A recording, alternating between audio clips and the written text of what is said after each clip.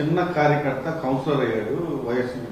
అతను 2 ఇళ్ళు సాయంత్రం కూల్చేయడాన్ని ఎట్లా చెప్పాను కదా. నిజంగా అటువంటి కౌన్సిలర్లని సెల్యూట్ చేయాలి. నాలాంటోడు చేస్తున్నాం కూడా.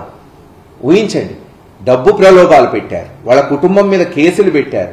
చివరికి తన ఇళ్లు కూల్చినా సరే అతను టీడీపీలోకి పోలేదు. ఈరోజు సార్ అవసరమైతే మేము ఓటింగ్కి దూరం ఉంటాం, ఏం చేయగలుగుతాం, చిన్నవాళ్ళం, మా ఇళ్లు కూల్చేశారు కానీ మేము పోయి తెలుగుదేశానికి ఓటేయమని ఈరోజు బయట ఉన్నాడు. నిజంగా అటువంటి సైదావలి లాంటి కార్యకర్తలే ఈరోజు జగన్మోహన్ రెడ్డి గారికి శ్రీరామ రక్ష.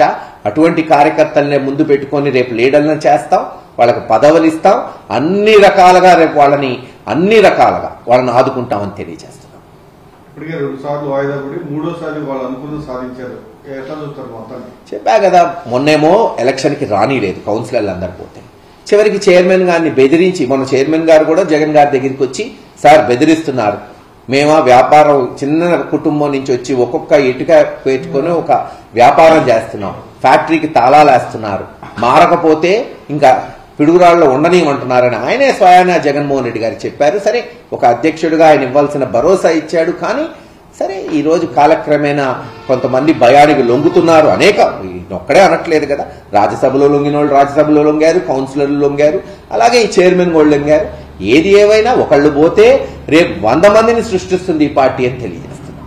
రాష్ట్రంలో పరిస్థితి చూస్తే ఏమనిపిస్తుంది సార్? దాడులు, కేసులు చెప్తేనే 9 నెలల నుంచి జరుగుతున్నది. అసలు law and order complete fail అయిపోయింది.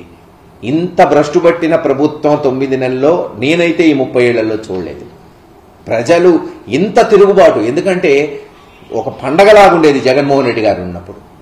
ఒక క్యాలెండర్ పెట్టి ప్రతి 3 నెలలకి ఇదిగో అన్నమాట ప్రకారం ఇచ్చేది.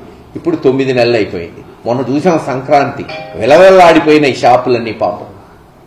బట్టల కొట్లు కానీ ఏవి కూడా ఎక్కడా కళలేదు. అంతేకాదు ఈరోజు చాలా మంది పాపం ఫీజులు కట్టుకోలేక చదువులు ఆపుకునే పరిస్థితి. వాళ్ళకి ఏం చేయాలో అర్థం కావట్లా. చివరికి డ్వాక్రా మహిళలు నెల పాపం వాళ్ళు ఎదురు 5,000 కట్టాల్సి వస్తుంది. వాళ్ళు ఏదైతే లోన్ తీసుకున్నారో అవన్నీ కూడా, ఇవన్నీ కూడా ఉద్యమం రాబోతుంది, తిరుగుబాటు రాబోతుంది. ఎస్, తొందరగా 9 నెలలే అయింది కాబట్టి ప్రజలు బయటపడకపోవచ్చు. అదే మీరు 3వ సంవత్సరం 4వ సంవత్సరం వచ్చేటప్పటికి ఒక పెద్ద ఉద్యమమే ఈ రాష్ట్రం చూడబోతుందని తెలియజేస్తారు.